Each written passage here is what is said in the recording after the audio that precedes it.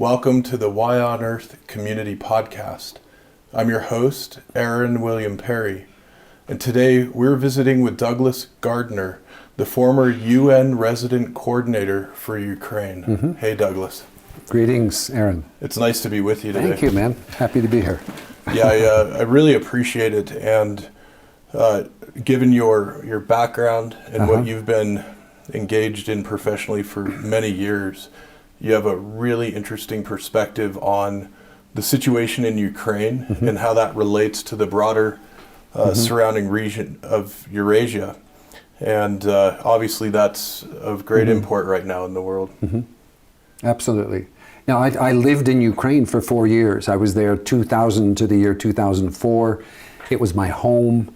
My kids went to school there. We had a lovely apartment. We knew the coffee shops. We were residents of Kiev. And the nice thing about working for the United Nations in Ukraine is that I had a chance to travel south to Crimea, north to Chernobyl, east to Donbass, west to Lviv. So I got a chance to really know Ukraine. And it's from that love of the country, having lived there, and knowing the people and understanding what they're going through with this present war that they're in the midst of, that I'm really passionate about how we can help here from Boulder, Colorado, or wherever we are. That's so important. Well, let me just tell our audience a little about your background, Douglas, so that folks have a little more context. Douglas Gardner grew up in Wellesley, Massachusetts, and had the urge to travel from an early age. After graduating from Denison University with a dual degree in economics and English, he scratched that travel itch by joining the Peace Corps for service in Burkina Faso as a well digger for potable water. A subsequent master's degree in international business, leading to a job in the three-piece suit on Wall Street with the Chase Manhattan Bank, did not cut it. Instead, he found his real calling working for the United Nations Development Program for over 30 years, with assignments around the globe in places like Cambodia, Thailand, Myanmar, Mongolia, Ukraine, and New York City. His assignment in Ukraine 20 years ago was the starting point for his present-day interest in peace and healing in that country, which is presently at war with Russia. Working as the director of Occidental College's program at the United Nations for 8 years prior to the pandemic gave Douglas a chance to give back to young 21-year-old talents interested in understanding the development process and creating a better world. He is presently the acting director of the Highland Institute for the Advancement of Humanity, based in Boulder, Colorado, where you'll also find him hiking, swimming, skiing, and carrying his mat to the next yoga class. Douglas wears his biggest smile when his 28 and 26-year-old daughters are in town visiting, and that's something I can relate to as a father. And I'll tell you what, before we dive into talking about Ukraine, I have to share that we actually bumped into each other just a couple weeks ago, as we do from time to time around town, at a yoga class, which was a lot of fun. And Douglas, again, it's a real pleasure to have you with us today and to be able to speak about this very important topic. So I want to just kind of dive right in and mention that you have written an article, an op-ed piece, providing your perspective on what's needed in Ukraine in this current situation and going forward in time after hopefully the war situation is resolved. Give us an overview of what you're seeing now and what you're hoping to see going forward. Yeah, well, that op-ed I wrote was basically to add my voice to the puzzle of an intractable war, two countries, in the midst of a very violent, brutal conflict. And I wanted to expand the conversation beyond which tank and which plane, to look at non-military possibilities in peace and in healing.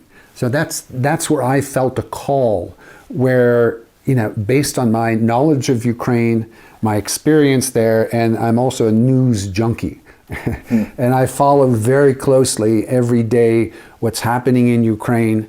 I stay in touch with former colleagues there to try to understand what their lived experience is, and ask myself, well, okay, what can we do to help?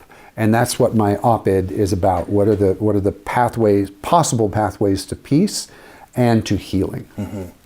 Yeah, and would you walk us through some of the points? Because you've basically organized this into 6 key themes or recommendations, basically, right? Let me start by telling you the aha moment that I had, which was when I visited Normandy in Western France and spent 3 days literally on the beaches where the Allies had landed. There was a wonderful museum in Caen, and I really tried to understand what that World War II was all about. And the aha moment I had was seeing how Adolf Hitler had absorbed neighboring countries, Czechoslovakia and Austria in 1939, and then had a full-on attack of Poland, and it started the war. And the only way to stop that was through the use of force. I consider myself pretty much an anti-war person, but I do believe in situations like that of Hitler that force was needed to return to freedom to the areas that he conquered. I likewise, at the same time, when I was in Normandy, was thinking about what's going on in Ukraine. Here we have President Putin, who has invaded the country in February of last year, unprovoked, breaking all international law, human decency, and norms. And I saw an extraordinary parallel with what started in World War II. He absorbed or annexed Crimea and then went into the eastern area of Donbass in 2014. And he had the full-on invasion of Ukraine in 2022. And I saw a huge parallel there. I saw both of them demonizing certain groups. Hitler demonized the Jews, the gays, the gypsies, just as Putin has demonized the supposed Nazis in Ukraine, which is a pure falsehood. I mean, the president of Ukraine is Jewish. So the point I'm raising is I had this moment saying, what we saw with Hitler is what we're seeing with Putin. So I felt a real desire to engage again with my former country, Ukraine, doing whatever we could to support, and I underline support, the provision of arms to the Ukrainians to defend themselves, to expel the Russians from their territory. I'm a full supporter of that. But I also wanted to expand the conversation to say, okay, what are the pathways to peace and healing when there are no present exit ramps for either party? It seems intractable. In that moment of intractability, what are the possibilities? Where is there hope, and what could we be doing? Yeah, from my perspective, getting news from a handful of sources that I pay attention to, it seems like a character like Putin on the world stage is not necessarily going to lay down arms easily or relinquish lightly. And it causes a lot of concern, especially given the possibility of things like nuclear weapons getting used. And I'm really curious from your perspective, what do you make of the person of Vladimir Putin in his arc as a leader on the world stage? I know that years ago, earlier in his authority as a president, he was looked upon as being somebody very much in cooperation with the world community and helping to bring the sort of Russian cause forward after the collapse of the Soviet Union. But something really changed in the last few years, at least it seems that way from the news sources I pay attention to. And I'm curious if you have thoughts and insights into what leads a person to end up doing what we've seen here this past year. Frankly, Aaron, I agree with you. I think there's been a progression of him from being a G8 member and negotiating with the other members of the G7. It's now the G7 because Russia is out. He, at one point in his trajectory, seemed to be connecting better with the world. Now he is, I consider, history will show him to be one of the most reviled leaders of human history. If you look at the present day things that he's doing, Alexei Navalny, this extraordinary opposition leader, is now jailed in Siberia.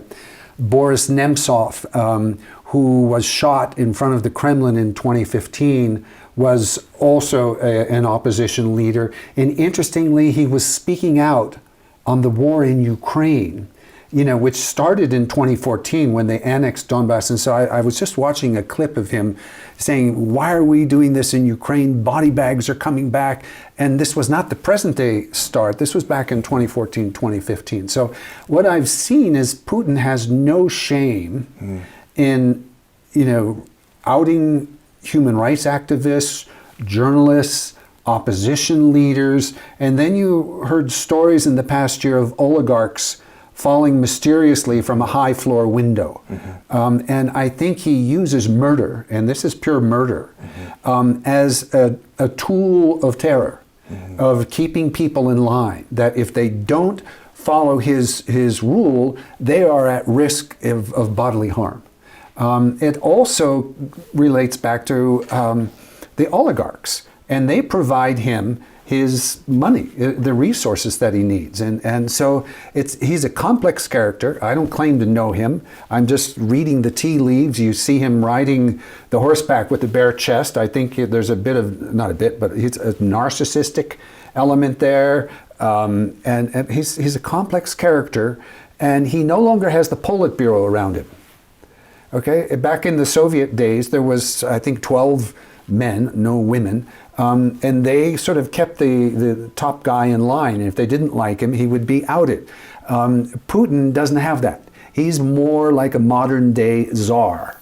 And it was he who ordered the invasion of Ukraine, unprovoked, breaking international law. And so I'm terrified by this guy. And the fact that he also has nuclear weapons is a big concern.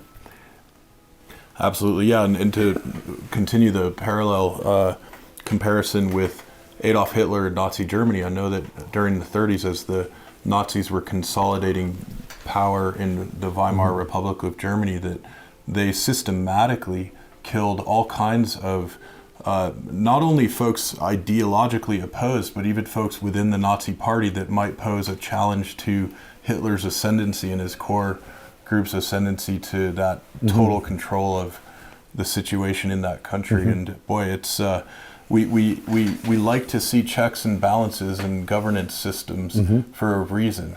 And it seems that Putin has successfully done away with the checks and balances that might otherwise ordinarily keep somebody like him in check. Yeah. And so I am really curious to hear from you, not that we're going to focus on tanks and airplanes and all of that, but what is your outlook and prognostication in terms of what it might take for the end of the armed conflict to come about? I've written about a couple of those possibilities. Let me tie up that conversation we had on Putin. Yeah. That in his present mode, and different from the days of Hitler, the internet didn't exist at the time of Hitler. And there's a possibility of getting more news and information out to the populace. Many Russians have left the country. Over 1 million people is the estimate that don't want to be conscripted, that have fled because their newspaper was no longer permitted to function. So a lot of people have left the country. And my view is that as news gets back to the people in the country, that this wave of popular support that Putin has always had. The Russian people have been proud of a strong leader, but they're not proud of the fact that their son just came back in a body bag, or that their husband is no longer here, or their resources or even their Apple phone is not available anymore because they don't have parts. So I think if the light of truth, as I called it, is shined on the situation so that the people of Russia can see it, whether that's on the internet or they hear stories, that this will help in diminishing the popular support for Vladimir Putin. That may lead him to say, wait a minute, is this good for me? Maybe I should make a change. So that's one possibility. The other possibility is that the oligarchs will say, this is not good for business. Or the military may say, this is not a good war that we're in, and there may be a change in the palace guard. I think that's unlikely because Putin is such a security-conscious former KGB man, and he's very much aware, changing his bodyguards, et cetera, et cetera. But I think there's a reasonable possibility that there would be a change, and if an oligarch takes over, they would blame the war on Putin and sort of use that as the reason for them to pull out. So that shining the light of truth, I think, will be helpful in an internal change within Russia. Yeah, that's very interesting. And otherwise, what if it's not internal? Okay, well, another one that I've written about is diplomacy. As a former UN staff member, I'm very big on the role of the United Nations. And the UN has had 3 votes at the General Assembly since Russia invaded Ukraine. One shortly afterwards and the other at the 1-year point and one in the middle, basically condemning Russia for this unprovoked breaking of the sovereignty, the territorial sovereignty of Ukraine, and insisting that Russia remove its troops. That's been voted on 3 times by the General Assembly, with the supermajority voting in favor of that, 141 countries. And I think that's very important. The UN's a very important stage, not just for that vote and telling Russia what the rest of the world thinks, but also other countries are looking at that. China in particular. China's very concerned about its position in the global south. And if they see this is what's happening to Russia and the global south, not entirely, but to a large degree is castigating Russia and siding with Ukraine, I think it's an important message to China as it's considering its role in this war. Are they going to provide support to to Russia? Hopefully not. They have abstained in the vote, but likewise they're also looking at Taiwan. So the war in Ukraine that Russia has started is an important element of the big geopolitical puzzle of the planet. It's important that the West, and it's not just Europe and the United States and Canada, but you have Asian countries also chipping in, South Korea, Japan, Australia, that this is a united effort to push against autocracy and stand up for democracy and freedom. That's essentially what this war is all about. Yeah.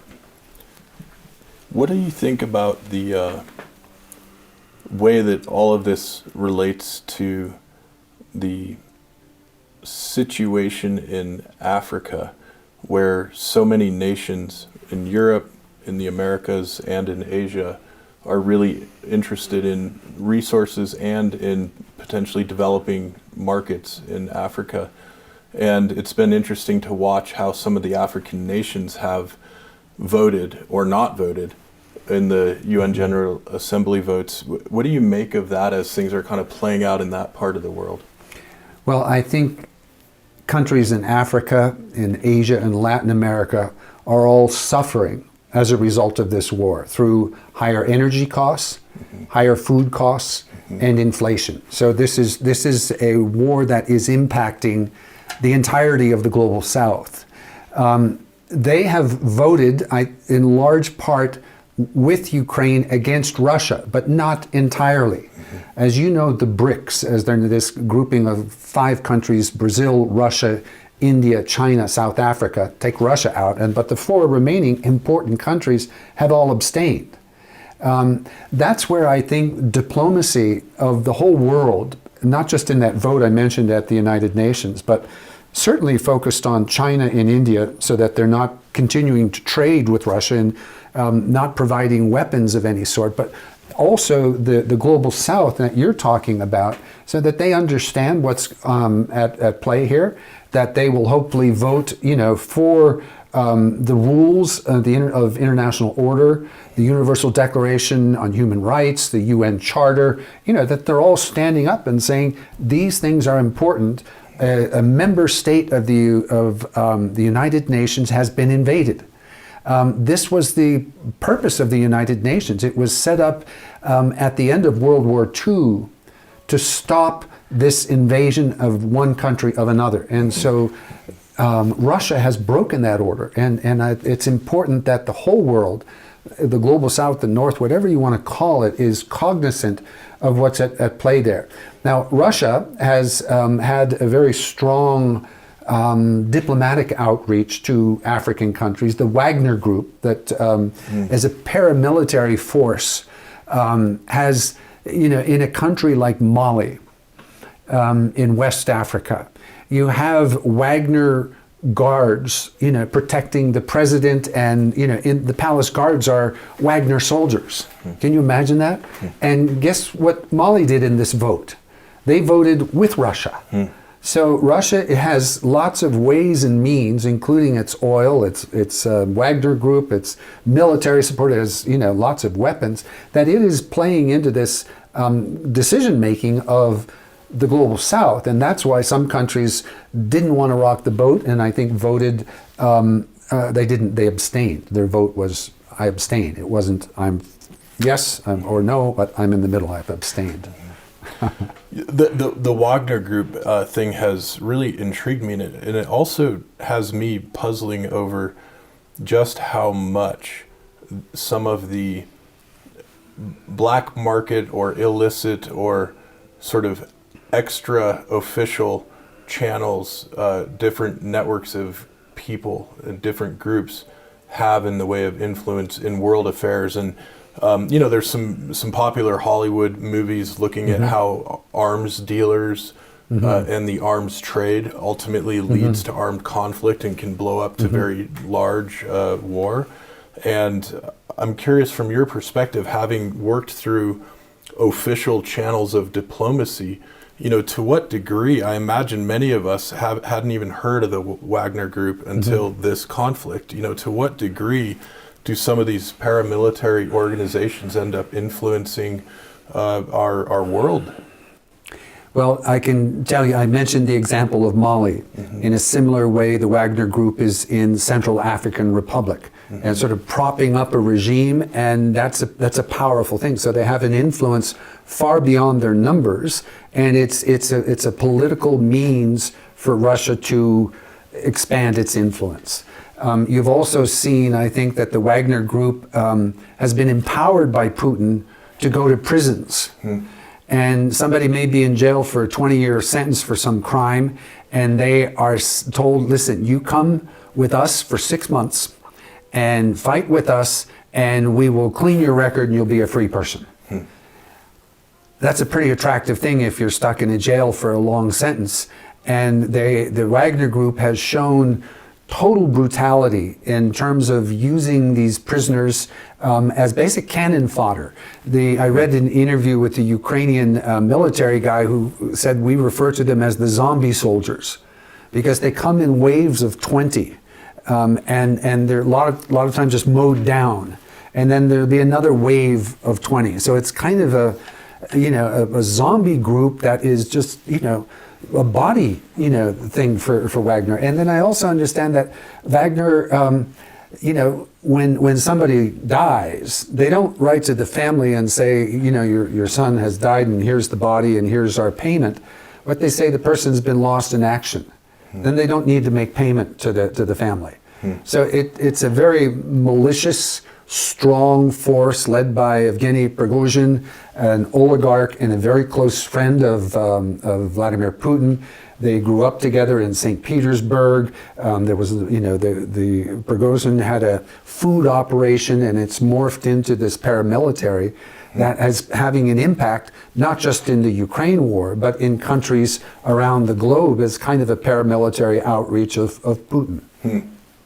It's so fascinating. Well, that degree of trauma, just visualizing the zombie soldiers, I think points us in the direction of all the different severe traumas that people experience in war. And I'm thinking of my grandfather, who I celebrated in a ceremony earlier today as somebody who had great influence on me, and he ended up as a prisoner of war in Nazi Germany and just barely got out alive at weighing 95 pounds. He was shot down just around Normandy several months before the invasion, actually. And, he, into his 90s, he lived till he was 99. He had horrifying dreams, it seemed almost every night. And that trauma was very much with him, although he gardened and walked and did a lot of things in his own life to sort of regulate the neurobiochemistry of that residual experience. And you know, he was in the military. Of course, you've also got civilians, male, female, all ages, experiencing incredible horrors and atrocities that, yeah, we might have seen on screen many times, but I'm not sure if we haven't experienced it directly that we really know what that might be like. And so there's this tremendous trauma of the people in Ukraine, and of course people all around the world have experiences of trauma in one form or another. And we're thinking about, you know, the current situation, and hopefully the global community is successful in putting a stop to this aggression. But I'm really interested in hearing your thoughts, Douglas, about what happens after that, and what can be done to help heal the human spirit having gone through such things. Thanks, Aaron. And this to me is the primary area where my organization, the Highland Institute, hopes to make a difference, a small, big difference, we don't know yet, but you know, on this issue of mental health in Ukraine. The good news is the First Lady of Ukraine, Olena Zelenska, has been the champion on this, largely for soldiers and their families, but also for, you know, basically the whole population. What we're talking about here is collective trauma, which adds up, you know, person by person by person. It's every Ukrainian has been impacted by this war. The impact, the trauma is not as, you know, if somebody breaks an arm or gets shot, that's a physical wound. And we know we're pretty good at healing physical wounds, and we understand what that's all about.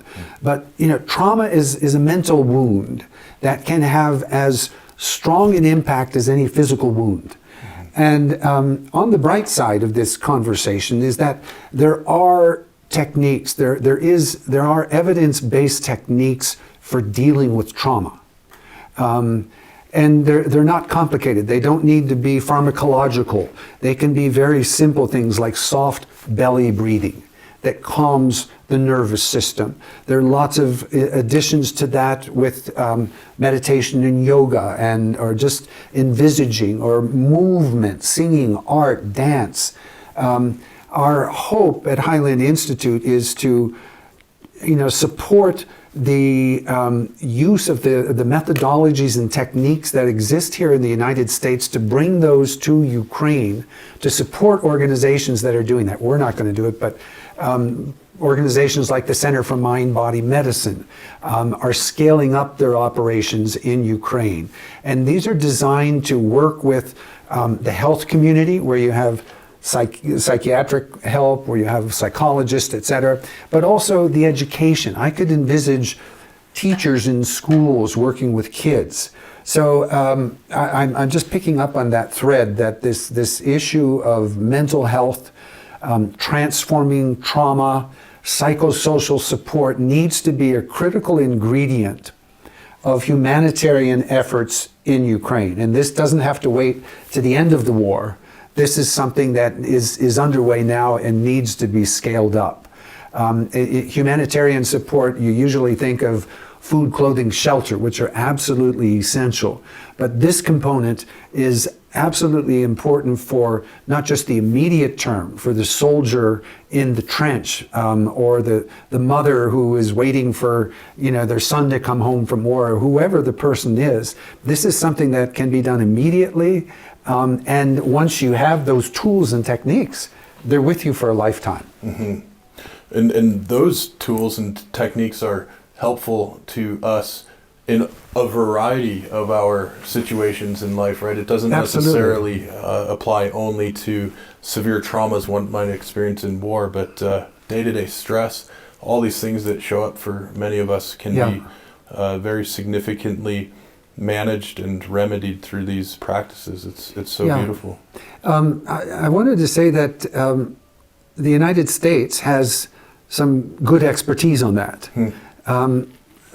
for better or for worse, whether that's from the Iraq War, Afghanistan, or Vietnam, we've spent a lot of time working on that. And my hope would be to train Ukrainians on that. And the experience that we've seen working with Dr. Gay Logan here in Boulder, she was on a Zoom call with 250 Ukrainian graduate students, who will become potential psychotherapists, who are absorbing this. There's a strong demand, and I think this is characteristic of Ukraine and Ukrainians, is that this is a modern, well-educated, very thoughtful populace that has been brutally invaded and is now looking to get beyond that, to expel the invaders. But once that they're expelled, this to me would be a very important element of healing in Ukraine for the long term.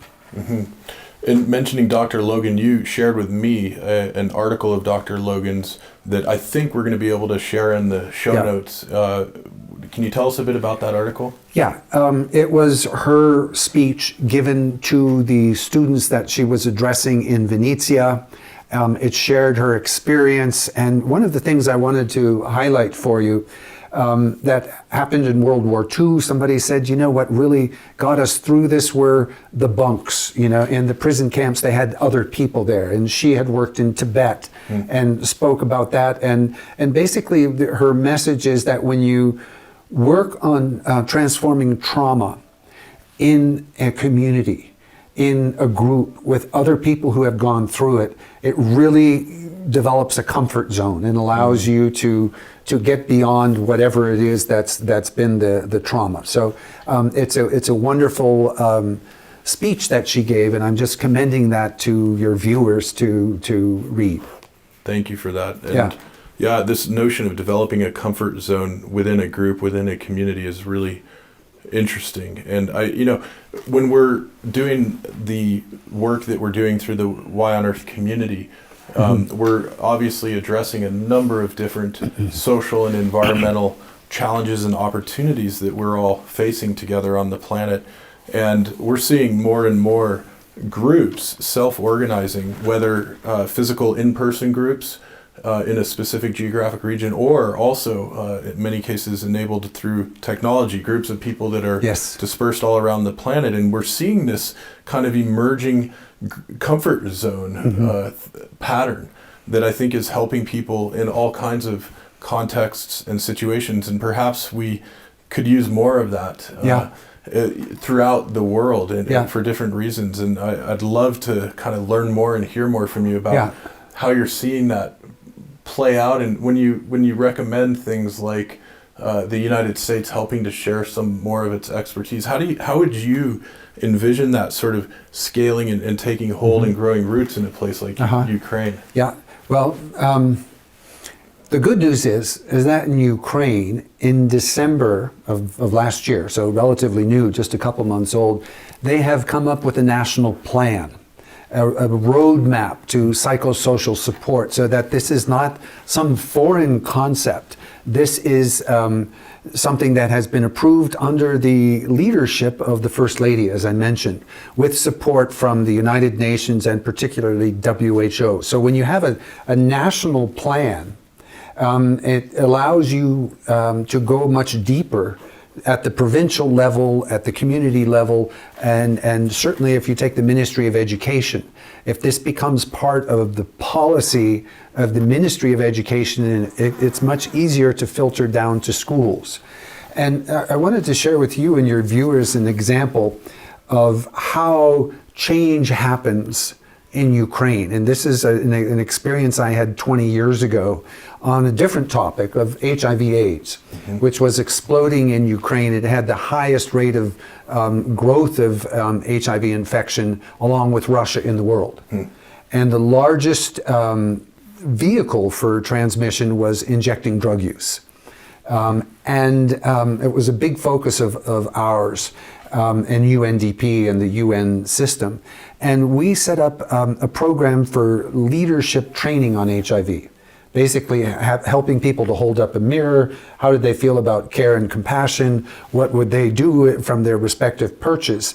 And we had a large group of women leaders, about 100 women leaders.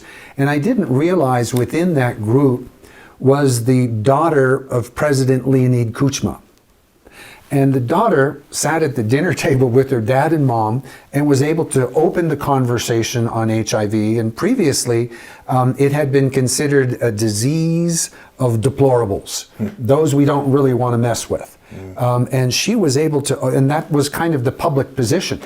And she was able to convince her dad in particular, who much to our delight and surprise spoke out, about care and compassion, about these are our brothers and sisters. Those are my words, but basically opening up the space for the rest of the civil service to change their position on HIV/AIDS. So it was a small but important shift when it comes from the top. So when I heard that the First Lady, Elena Zelenska, was getting behind this mental health element, dealing with PTSD, anxiety, stress, I said, aha, this is just like that experience I had 20 years ago when the president, spoke. It had a huge difference down the line on the civil service, and I'm confident that the First Lady speaking out will also have a huge impact on the civil service down the line. That's encouraging. And, yeah, thank you, Douglas. I want to remind our audience, this is the Why on Earth Community Podcast. I'm your host, Aaron William Perry, and today we're visiting at the Highland Institute's headquarters here in Boulder, Colorado, with Douglas Gardner, the former UN resident coordinator to Ukraine. And want to give a quick shout out to a couple of our sponsors making this podcast series possible. This includes Purium, the organic superfoods company, who have offered a very generous discount to anyone in our network who wants to try any of these organic superfoods. I've been using them every day for something like 8 or 9 months now. You can go to ishoppurium.com and use the code WhyOnEarth to get your discount. Or if you go to whyonearth.org, you go to our partners and supporters page and you'll see Purium there. And also want to give a big shout out to our ambassadors and to the folks who have joined our monthly giving program. We've got folks donating a few dollars a month, $5, $9, $20, $70. If you enjoy the podcast and if you're enriched by the work we're doing at the Why on Earth community and you haven't yet joined our monthly giving program, I highly encourage you to do so at whatever level works for you. And right now we're in a campaign to build our monthly supporter base to 100 people. It's modest. We're working with a modest budget, and everything helps. So thank you. If you would like to set that up, you can go to whyonearth.org and click on the donate page or the support page and get that set up. And thank you so much. And a big shout out to all of our ambassadors. We've got a lot cooking right now in the way of meetups and programming online and in person, and it's a really exciting time. And Douglas, I really am eager to ask you a couple of questions about your work within the United Nations, what you've done and so on. And I gotta sort of first frame it by saying that as I've done a little bit of work internationally and connected with a number of folks who are based in places other than the United States, I've observed that to the world community, there are some real peculiarities, some real head scratchers about American culture.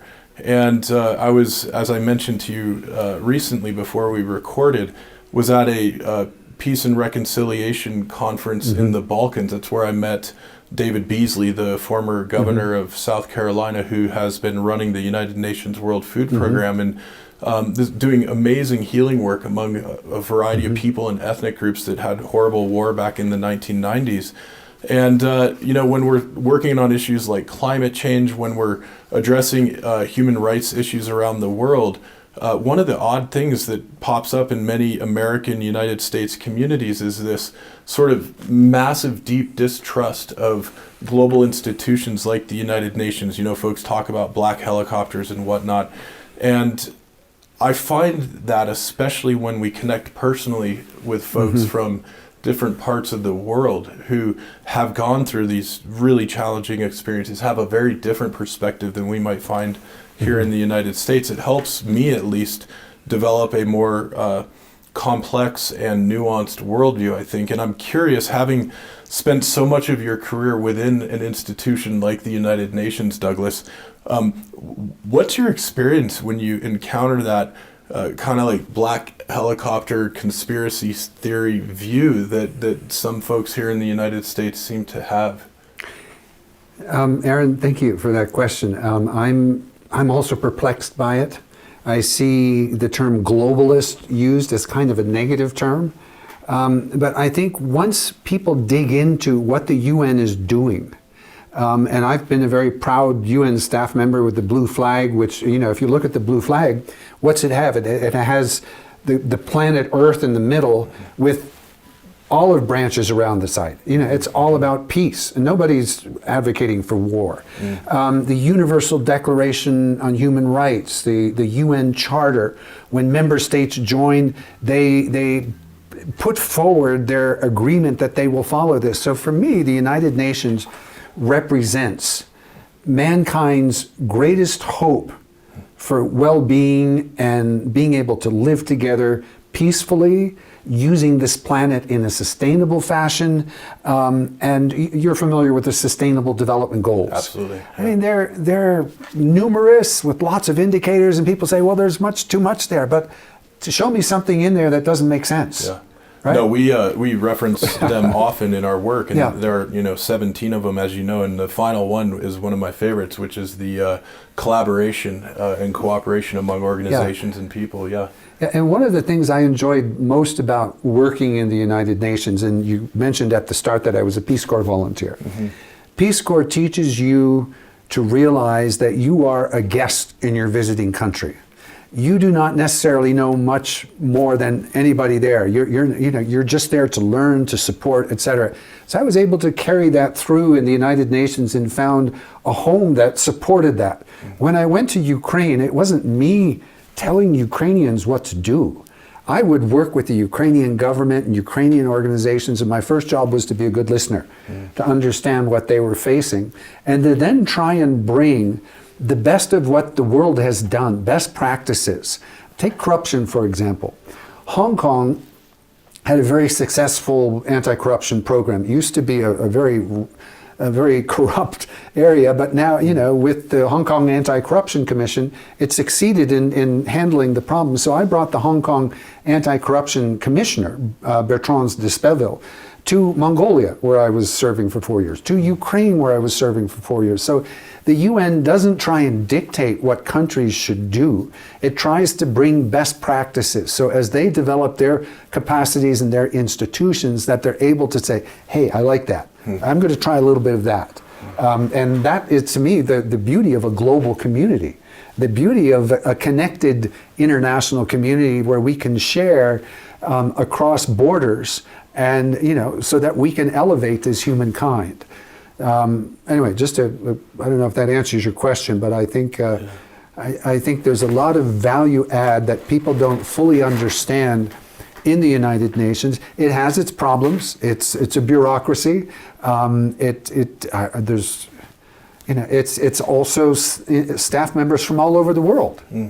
And they need to speak together, and they need to work together. And so it's a model of possibility, of countries coming together and showing what's possible. Thank you for sharing that. And I want to ask now, tell us a little more about your role and roles in Ukraine and elsewhere through the UN, and what did that look like in terms of interacting with heads of state and other dignitaries as folks were coming together for official gatherings? What did that look like in terms of your on the ground work? It seems like you were a bridge builder and bridging a lot of different worlds in that work. Good expression. Let me use Ukraine since our topic is Ukraine. My job was to look at what are the policies and practices in Ukraine. And just to give you an example, Chernobyl, a nuclear reactor exploded in 1986 and spewed radioactive cesium and strontium that has a shelf life of 200 years in the surrounding countries, largely Belarus, Russia and Ukraine. And there were 3 provinces in Ukraine that were close to Chernobyl. And so here we are. At that time when I was there, it was, let's think, 15 years later. And people were still in this mode of, I'm sick, and it's related to Chernobyl. And so what we were trying to do is basic development programs to show able-bodied people that they could still work and carry on in these affected areas, where people were living in where they had low-dose, long-term exposure to radiation. And it was a partnership of those 3 countries, Ukraine, Belarus, and Russia, sharing experiences. And so that's the true UN, is that it's not just one country, but the 3 countries work together. And I learned a lot from that. I got a chance to know Russia and the Belarus, and it also brings countries together. If they have a common problem, and that, you work a lot on climate change, which is a global issue, and it's only going to be handled or improved if there's a global response from many nations. And that's where, the accords that have been signed on climate change are very important, because they represent countries coming together and making commitments. Somebody asked me, well, wait a minute, how do you monitor commitments? Well, the nature of the United Nations is that it's peer-to-peer, peer support. You may have 15 countries around the table, and Cambodia is doing a report on the human rights of women in Cambodia, and they're just, nobody is sort of saying you're not doing this, you're not doing that, but the peers are able to sort of look at them and say, wait a minute, you're missing this, you should add this. And that's really the way the countries work. And people see the big building at the United Nations and wonder what the hell goes on there, and then those meetings. And that's largely, it's not just New York, it's Geneva, it's Paris, it's Nairobi. They're headquartered UN organizations around the globe, but they do come together to see, as the family of nations, what is possible, what needs to be done, and this country needs some support, or this country, I have something to share my experience with. So that's kind of how the UN works. And it was a great organization to be a part of. And when I was in a country, it wasn't just visiting. It was an assignment of 4 years. So you really had a chance to get to know the language, the culture, the people, the players, and do your best and create whatever was possible. We'll have to save a couple of my non-pertinent questions for our behind-the-scenes segment that we're going to record after the podcast interview, including favorite foods in Ukraine. I'm going to wait to ask that one later. But I wanted to mention a friend of ours, a mutual friend and colleague, Jonathan Granoff, who's been on the podcast and runs the Global Security Institute, doing a lot of really important work right now around nuclear non-proliferation and security, and has of course also worked with a number of the Nobel Peace laureates over the years, including Mikhail Gorbachev, who was a very good friend of Jonathan Granoff's. And what I'm also struck by is that often in a large country like the United States, when we have folks who aren't necessarily traveling as much or learning from international news and connected to friends from other parts of the world, these kind of figments of imagination can emerge around good guys and bad guys, quote unquote, good guys and bad guys around the world. And especially with, one of our board members being from Kyrgyzstan, one of the former Soviet republics, Artem Nikolkov, who runs Earth Coast Productions, which helps in a huge way to make our podcast series possible. I've enjoyed having conversations with him over the years about some of the nuances and perspectives around Russian-American dynamics and tensions. And of course, Jonathan Granov's work with Mikhail Gorbachev is a great example of folks collaborating across national borders and really getting to a human connection, and no longer being sort of imprisoned by ideological black and white boundaries. And it seems to me that there's a whole lot of good that comes from that kind of relationship and collaboration. And I imagine when you work within the United Nations, that's something you might even get used to, or sort of think that, that's how the world often works. And I'm wondering if you might share with us some of your experience in this cross-cultural collaboration in ways you've seen some real breakthroughs, and also how the real world as you've experienced it might be different from what we see in the mainstream news headlines that are, sort of expert at boiling things down to simplicities that are no longer actually all that true necessarily. Aaron, I know Jonathan Granoff. In fact, I was at a meeting with him in Rome, at which it was a small meeting of just about 12 people.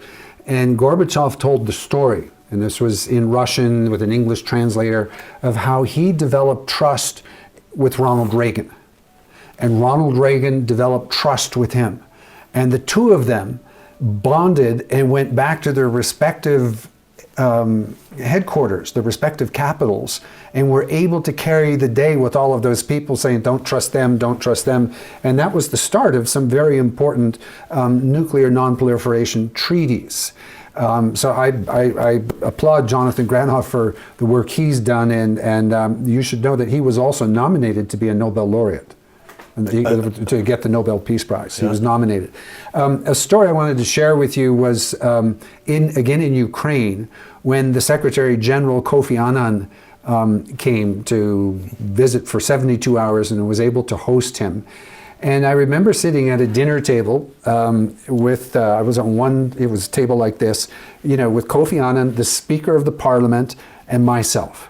And he kind of leaned forward to the speaker, and this was like a brotherly, bit of advice. He said, listen, I work with 190 ambassadors and I have to treat them all equally. He said, you've got a much harder job. You've got 430 members of your parliament and you have to treat them all equally. So he would just sort of, got to know this guy, and that was encouraging him, of course, to work with all parliamentarians, not to become, separate with your group and to disdain the others. So he was a great Secretary General, and, I have a lot of pinch me moments in working in the United Nations, but at the top of the list was being able to spend 72 hours with the late Kofi Annan, who was one of the greats of the Secretary General lineup. Well, it's wonderful to hear about that. And yet, not to spring something on you we hadn't talked about beforehand, but I just noticed in the news in the last couple of days the global community has agreed to a major preservation and conservation effort with the world's oceans. And I don't know if it's something you've been tracking closely, but to me this is another hopeful sign about what the global community can do through a body like the United Nations. Yes, exactly. The law of the seas has been under negotiation, seems forever. And it is under the auspices of the United Nations that this has come together. And so as to your earlier question, when people question the value of the UN, these sorts of actions are extraordinarily important, and I think people are increasingly aware of what's going on in the oceans with plastics, with the loss of coral reefs, etc. This is in the deep sea area, countries reaching agreements. Will there be breaking of some of those rules or agreements? Of course there will be, but at least it's moving in a very positive direction, and that, I think, is what the UN hopes to do, is to serve as the platform and the basis where countries can come together, and the best of humankind comes out in those circumstances. That's so beautiful. And I was only scanning headlines between meetings in the last couple of days, but I saw something like 30% of the deep sea habitat of the ocean is going to be set aside for non-fishing and for the creatures of the ocean to recover in their ecological context. Very good. Yeah, I'm not more familiar with it than that, but I saw the same articles, I think, and feel equally good. Okay, that's great, Douglas. Yeah. So we're going to dive into some other pieces in the behind the scenes segment that is available to our ambassador network. If you want to become an ambassador and check that out and join with us in some of the other work we're doing in the regeneration renaissance efforts, you can do so by going to whyonearth.org and joining the ambassador network through there. You'll find the page in the resources and community section of the website. And I do want to ask one other sort of obnoxious, controversial question, because it struck me. I've enjoyed reading over the years and did some political science and international sustainable development work in school.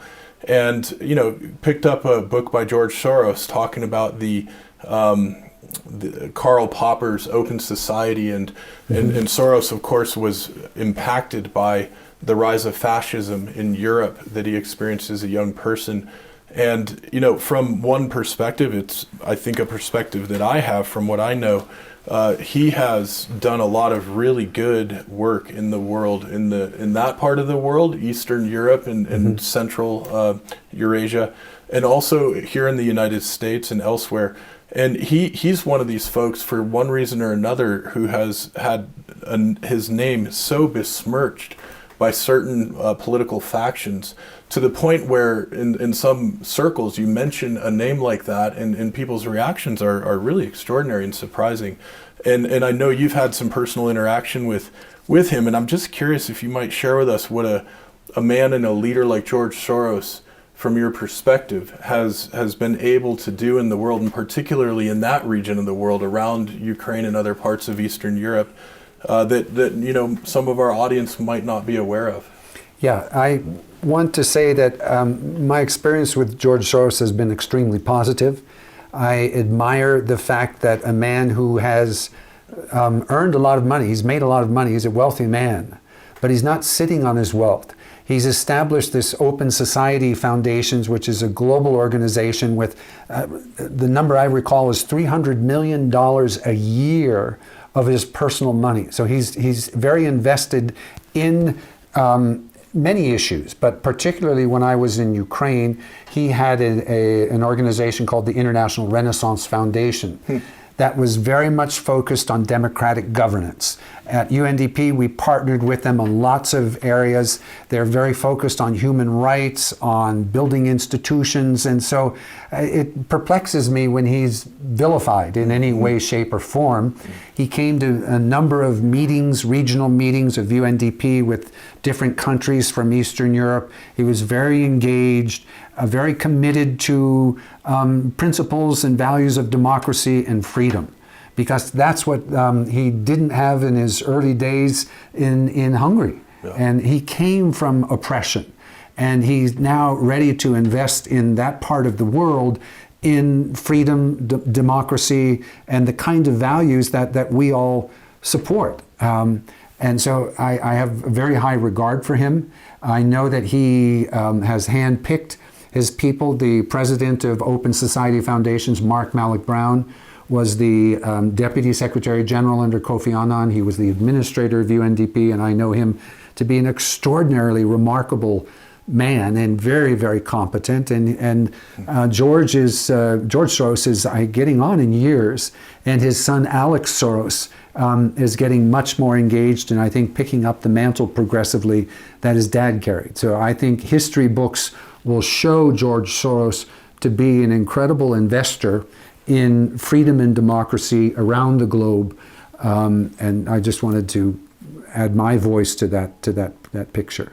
Yeah, thank you, Douglas. I appreciate that, and I want to be sure to mention that you can find more information with the topics we've been talking about through a number of links that we're going to provide in the show notes. And we're going to have a link to the Highland Institute. You can get to that through the highlandcityclub.com website.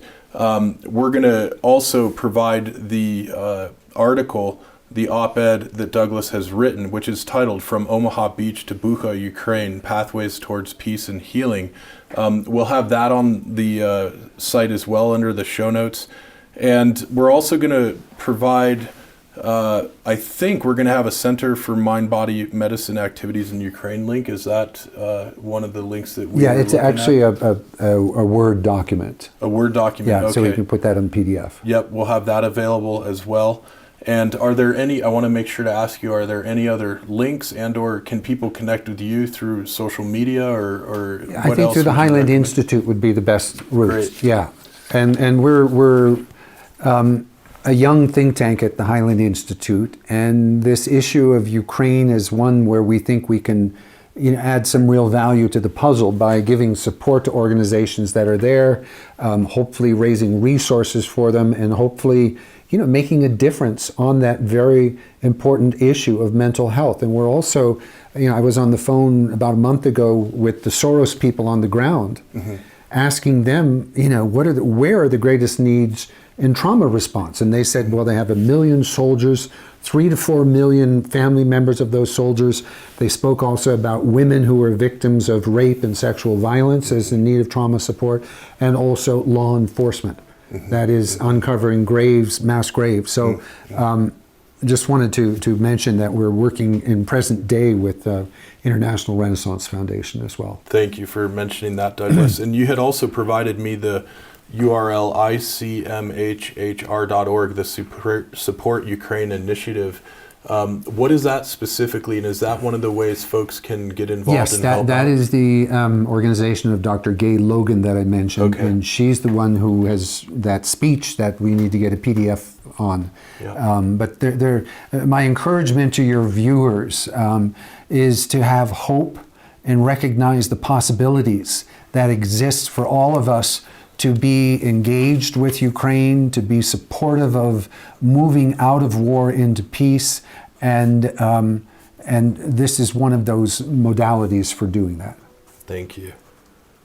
And as far as calls to action go, is there anything else that you want to encourage our audience to do, Douglas? Well, and we are most focused on this mental health issue, transforming trauma. And it's a long-term sustainable practice. It's not something, you take a pill for a month and it's over. No, these are practices that people can carry on for a lifetime. And as you said correctly, they're not just for getting over the trauma and getting the nervous system back to good health, but they can be used for issues that people face throughout their lives. Yeah, thank you. And we're going to wrap up the podcast here in just a couple minutes, and then of course Douglas and I are going to record our short behind the scenes segment, talk maybe about some Ukrainian food and a couple other things from our podcast interview. But before signing off, I want to first of all thank you for my pleasure. joining me today and sharing your very important perspective with me and with our audience, and want to give you the floor if there's anything else you'd like to say in conclusion before we sign off. In Ukrainian, and you heard this at the end of President Zelensky's speech to Congress, they say Slava Ukraini, which means glory to Ukraine. It was a phrase during the Soviet Union days that was outlawed. It was used by the Ukrainian nationalists. So Slava Ukraini. I just want all of our Ukrainian viewers to know that we are with them in solidarity, and we're praying for peace and healing. And I'm happy to have had this opportunity, Aaron, to talk a little bit about Ukraine. Thank you, Douglas. It's wonderful visiting with you. Really appreciate it. Thank you. Yeah. See you, everybody. The Why on Earth Community Stewardship and Sustainability podcast series is hosted by Aaron William Perry, author, thought leader, and executive consultant. The podcast and video recordings are made possible by the generous support of people like you. To sign up as a daily, weekly, or monthly supporter, please visit whyonearth.org/support. Support packages start at just $1 per month. The podcast series is also sponsored by several corporate and organization sponsors. You can get discounts on their products and services using the code WHYONEARTH, all one word with a Y. These sponsors are listed on the whyonearth.org/support page. If you found this particular podcast episode especially insightful, informative, or inspiring, please pass it on and share it with a friend whom you think will also enjoy it. Thank you for tuning in. Thank you for your support. And thank you for being a part of the Why on Earth community.